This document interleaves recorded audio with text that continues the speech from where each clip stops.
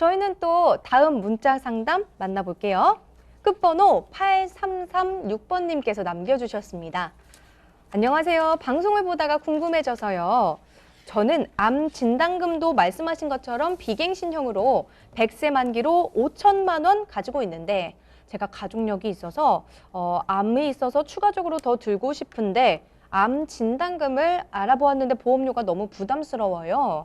혹시 진단금 말고는 암을 준비할 수 있는 부분이 있을까요? 라고 이야기를 남겨주셨습니다.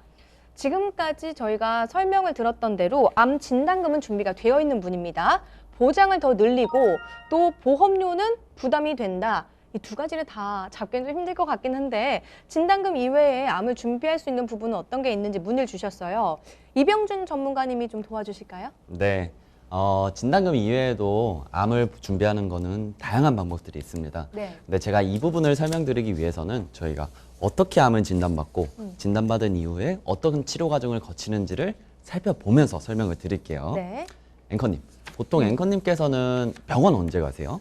아플 때 가죠. 아, 이게 시간이 지나도 안 나을 것 같다. 네. 의학이 필요하다라고 싶을 때 갑니다. 네, 그렇죠. 네. 저희가 보통 병원은 어디 몸이 아프거나 이상 신호가 있거나, 근데 요새는 보통 많이들 건강검진차 또 많이 방문하시잖아요. 맞아요. 저희가 지금 보통 병원에 가게 되면 초음파 혹은 혈액 검사, 내시경 검사, CT, MRI가처럼 이제 각종 검사들을 받으실 텐데 네. 저희가 그걸 한다고 해서 바로 또 암 진단을 받을 수 있는 게 아닙니다.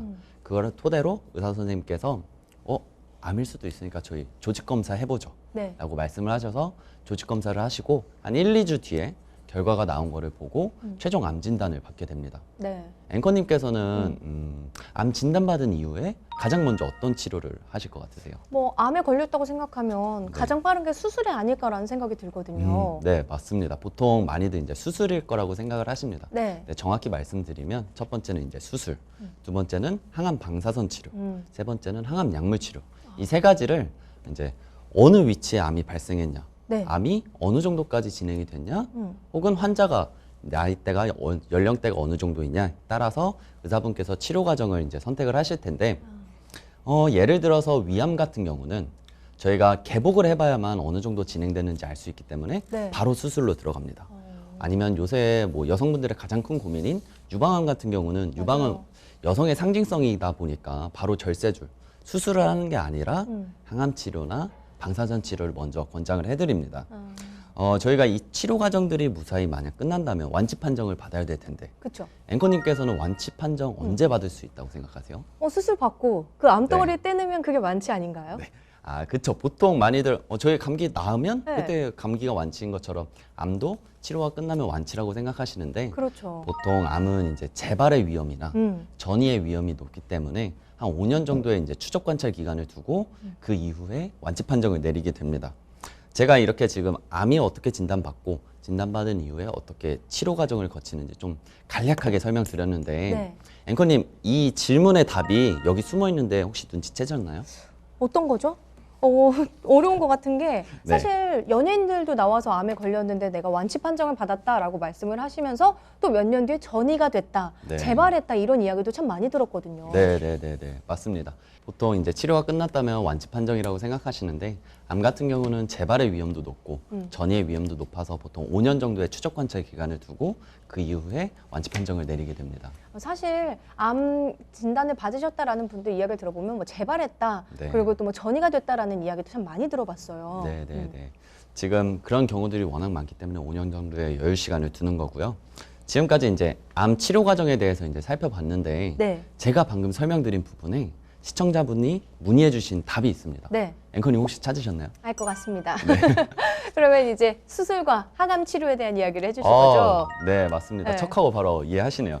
저희가 암 진단을 받고 나서 이후에 치료 과정을 살펴봤기 때문에 네. 수술과 항암 치료는 필수적이구나 라기 때문에 수술과 항암 치료를 보험으로 준비한다면 진단금 이외에도 보장을 준비하실 수 있으실 겁니다. 네. 근데 여기서 제가 한 가지 우려되는 부분은 이게 암 진단금보다는 저렴합니다. 네. 그래서 많은 분들이 진단금 없이 그럼 난 이걸로 할래 라고 하실 생각이 드실 수도 있는데 그거는 걷는 법도 배우지 않고 뛰는 것부터 하겠다라고 하시는 거기 때문에 반드시 암 진단금은 앞서 두 전문가님께서 설명해 주신 것처럼 준비해 놓으신 상태에서 추가로 보장을 늘리실 때 이런 부분을 활용하시면 좋으세요.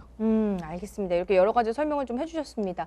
보험을 준비할 때는 순서에 맞춰서 하나하나 좀 가입을 하고 또 단순하게 가입비만 살펴보고 저렴한데? 라고 또 혹할 필요는 없는 것 같습니다. 그래서 좀 담보 같은 거를 잘 따져봐야 된다라는 말씀이신 거죠? 아, 네, 맞습니다. 그래서 이제 이번에는 이제 수술비와 항암 치료를 제가 준비하라고 말씀드렸는데 네. 그럼 어떻게 준비할 수 있는지에서 좀 설명을 드릴게요. 제가 앵커님께 질문 하나 드릴게요. 네. 앵커님 혹시 빨간 유지 줄까? 파란 유지 줄까? 이 얘기 들어보셨어요? 그거 알면 좀 나이가 밝혀지는 거 같아요. 저 모르는데요. 아, 네. 모르세요? 아, 저도 잘 모르는데 네, 이 이야기 빗대서 이제 네. 질문을 하나 드릴 텐데 앵커님께서 그럴 일은 없겠지만 많이 아프셔서 목숨이 오가는 상황입니다. 네. 그때 두 가지 약 중 이제 선택을 하셔야 되는 상황인데 네. 빨간 약과 파란 약이 있습니다. 음. 파란 약은 최근에 개발된 거라서 약효도 정말 좋고 부작용도 없는데 한 5천만 원 한다고 합니다. 예. 근데 빨간 약은 조금 옛날 약이라서 약효도 조금 떨어지고 근데 부작용도 좀 있습니다.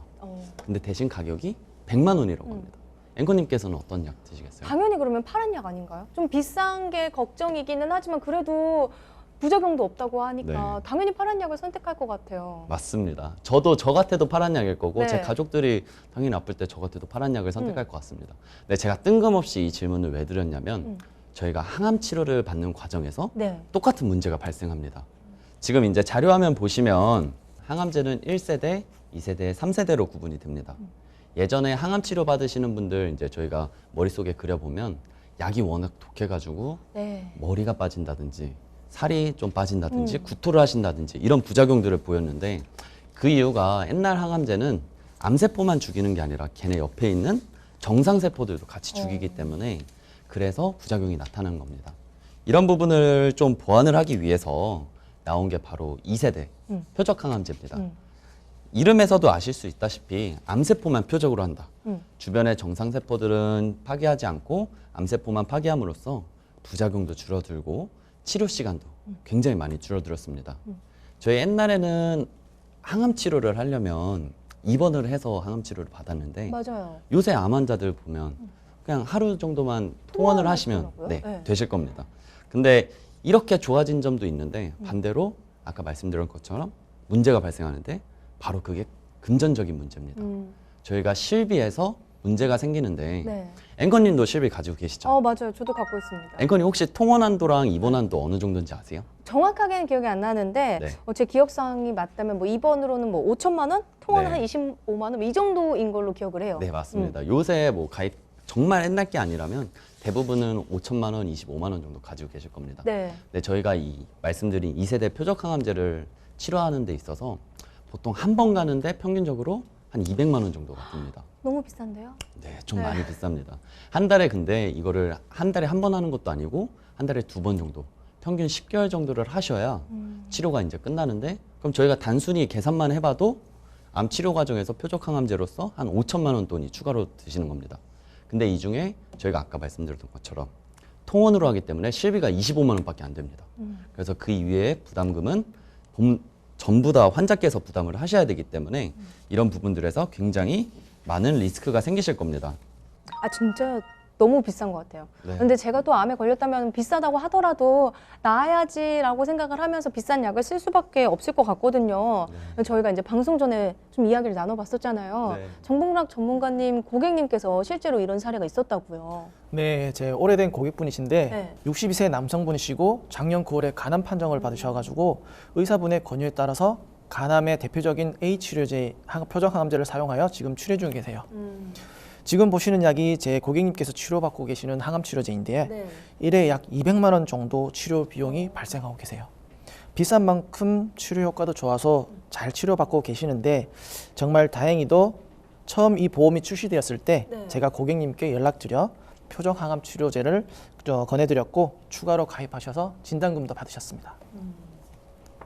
근데 표적 항암 치료비의 담보의 경우 2년 이내 진단 시 50%만 지급하는 감액 기간이 있기 때문에 절반밖에 지급받지는 못하셨지만 그래도 6회 약 20만 원 정도 납입하시고 2,500만 원 정도를 수령하신 것이기 때문에 정말 다행이죠. 이렇게 면책 기간과 감액 기간에 있는 담보들 같은 경우에는 미리 준비를 하셔야 합니다. 치료 효과가 좋다고 하니까 정말 다행인 것 같은데 또 방금 말씀하신 거 들어보니까 이런 보험료가 2만 원에서 3만 원 좀 저렴한 것 같거든요. 괜찮은 건가요? 아, 네. 네. 보통 이제 저희 나이대 같은 경우에는 한 10,000원에서 2만 원 사이에서 가입하실 수 있으신데 네. 지금 정몽랑 전문가님 고객님처럼 5, 60대 어머님 아버님들은 어머님들은 한 2, 3만 원대, 아버님들은 3, 4만 원대에서 5천만 원 정도를 준비하실 수 있습니다. 제가 실제로 가장 최근에 가입하셨던 제 고객님 가입 내용을 보면서 좀 설명을 드리도록 하겠습니다. 네. 지금 자료 화면 보시는 것처럼 이분 같은 경우엔 67세, 올해로 이제 55인 어머님이신데 표적항암 관련된 담보를 최대로 하셔서 가입하셨고 월 보험료는 한 24,000원 정도세요. 진짜 좀 진단금에 비해서 진짜 저렴한 것 같은데 왜 이렇게 저렴한 거예요? 네. 지금 이 보험이 좀 저렴한 이유는 네. 첫 번째는 모든 보험사 똑같습니다. 다 갱신형으로밖에 가입이 안 되기 때문에 그런 보험료가 좀 저렴한 부분이 있고, 두 번째는 이 보험료가 출시된 지 얼마 되지가 않아서 보험사에서 보험료를 측정할 때 쓰이는 손해율이라고 하는 부분이 굉장히 낮기 때문에 이렇게 보험료가 아직은 저렴할 수 있는 겁니다. 근데 이 보험도 마찬가지로 이제 시간이 지나면 네. 청구하시는 고객님들이 많아질 거고, 그럼 보험사의 손해율도 높아지기 때문에 진단금처럼 이제 비싸질 확률이 굉장히 높습니다. 그래서 지금 시기에 암 진단금을 가지고 계신 분들에서 보장을 늘리시고 싶다 하시면 지금 이 표적항암 치료를 가입하시는 게 가장 현명하십니다. 그래서 좀 저렴했구나라는 생각이 듭니다. 갱신형으로만 나오는 상품이었기 때문에 좀 저렴하게 볼 수 있었다라고 말씀을 해주셨는데요. 문자 사연에 대한 전문가님의 답변을 좀 정리를 해보자면요. 암 치료 과정에 분류가 되는 항암 치료, 수술에 대해서 준비를 하게 된다면 암 진단금보다 저렴하게 또 부담 없이 준비할 수 있는 게 표적 항암 치료비 보험으로 준비하시는 게 현명하다라고 말씀을 해주셨습니다. 발음이 어렵습니다. 잘 기억을 해보세요. 표적 항암 치료비 보험 한번 잘 알아보시고 또 전문가의 상담을 통해서 알아보시면 좋겠습니다.